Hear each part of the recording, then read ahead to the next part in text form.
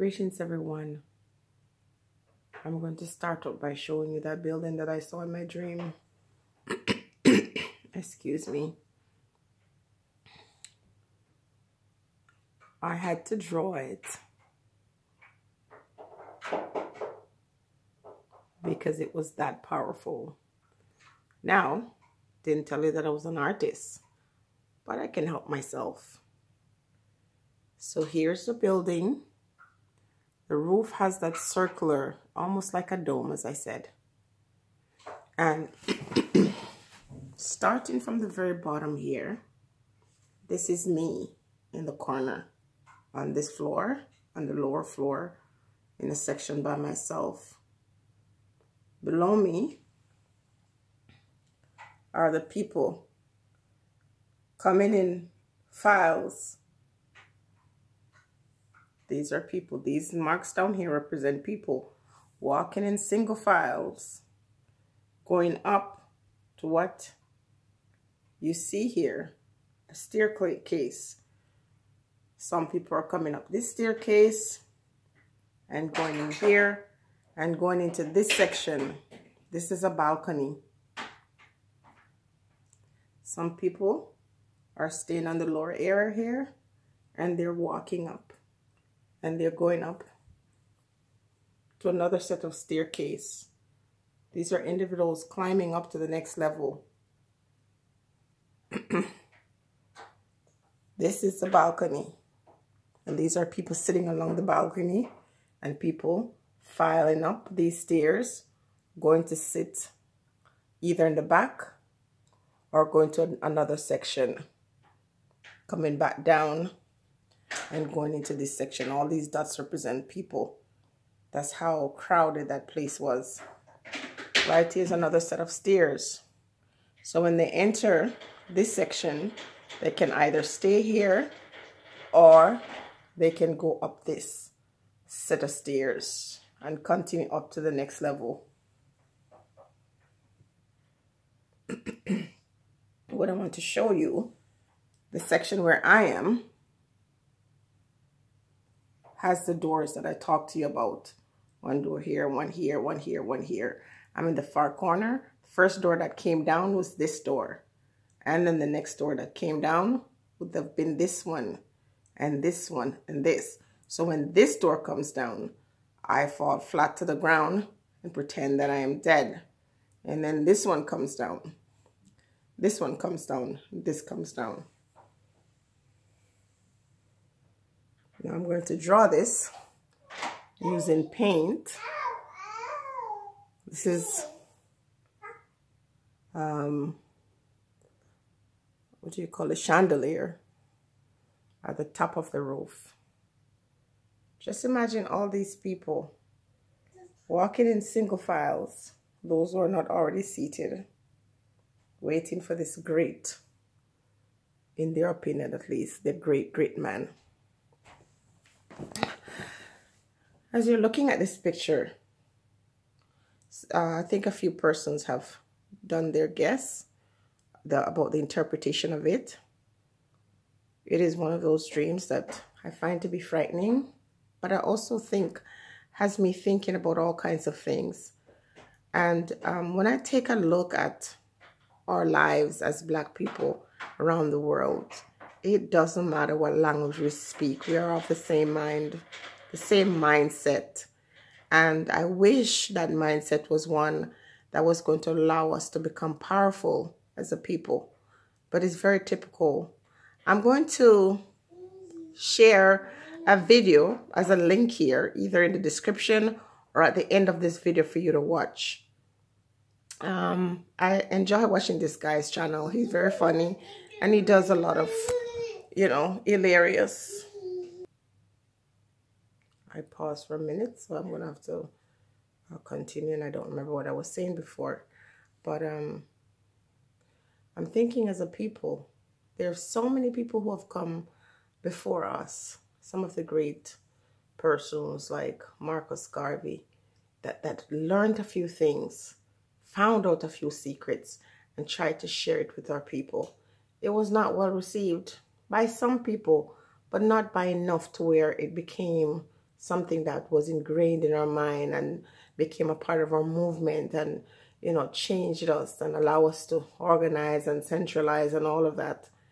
It doesn't matter who the leader is that comes forward and fight the good fight and say the same thing. At the end of the day, if they're not sacrificed, you know, in terms of their freedom or their life, we still don't learn anything about it. If you look at the different Caribbean places that you're from, or different places in Africa, we're like this, like zombies, you know, going through rituals, but see no results, praying in a kind of way that takes us out of the process. We are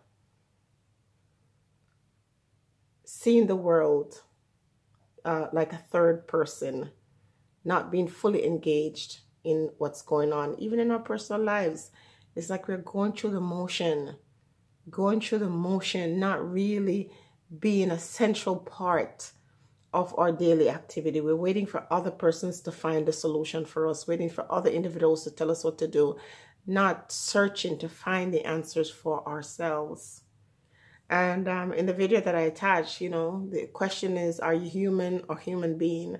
And some of the explanation, you know, is quite funny, but at the same time, it's not funny because that's really how we are.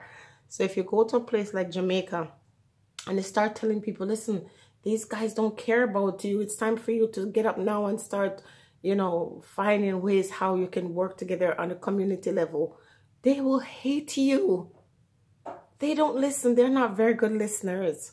In the same way, if you have a difference in opinion to some of these individuals, they get so vile. They get so vicious. They're filled up. They're filing in the aisle, walking through these aisles like zombie, and they're not listening. And if you are aware, I wouldn't say enlightened, but if you're aware of certain things because of experiences you've had, and you try to share these experiences with these individuals, they either try to shame you, they attack you, they shun you. It is really terrible. My opinion is that the changes that come and last in the communities, in the African communities or Black people's communities, will only come when most of our people that are alive now are dead. It just seems like the socialization, the indoctrination is just way too deep. And so to find individuals that you can wake up or you can enlighten, share to say, this is not about, you know, being, for example, a GLP or a PNP. As soon as you start pointing out what people are doing, politicians are doing to deceive them and to destroy them, they start taking these lines, these party lines. They just don't understand that you can't say, I love this or I don't love that, without being prejudiced in the terms of saying the reason why you're saying that is because you don't like my prime minister, or the reason why you're saying this is because you don't like my artist, and I love my artist and I don't see you as family. I'm defending the artist, I'm tearing down the next one. They don't know that they can celebrate 10 different people at the same time, as long as each person is about, you know, progress and elevating themselves and their people. They just don't understand this.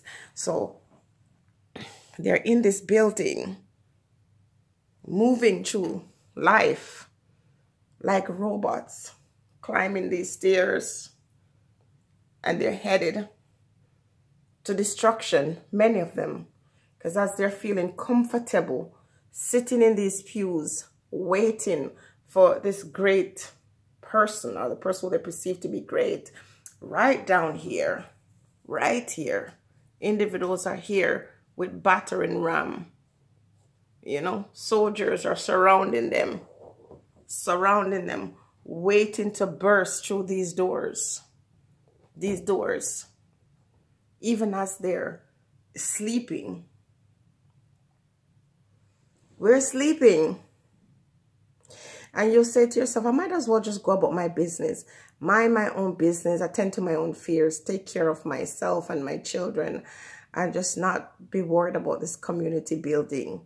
And I can't say I blame a lot of you. I understand it's a very tiring job, especially one that will oftentimes cost you your life, not just from the ones who you're trying to tell your people that, you know, these individuals don't care about you, but from the very people that you're trying to awaken, people that you mean good from. So if you're a politician and you go to a place like Jamaica, for example, and you start telling people that they're worth more, they won't like you. They would like the guy who tells them about prosperity and tells them about certain things, which is not really a lie, because the guy is creating prosperity, just not for them.